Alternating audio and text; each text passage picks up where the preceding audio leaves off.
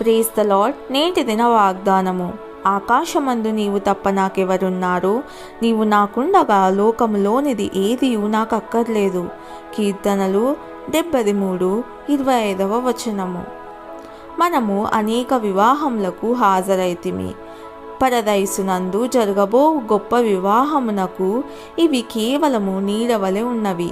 పరిశుద్ధాత్ముడు బాధ్యత గల బ్యూటీషియన్గా సంఘమును పరలోక వివాహంనకై సిద్ధపరచుచున్నాడు. సిద్ధపరిచిన తరువాత వెంట పెట్టుకొని తీసుకెళ్ళి మధ్యాకాశంలో వివాహంనకై వరుని వద్ద చేర్చును. వరుడు వధువును చూచి సంతోషపడును.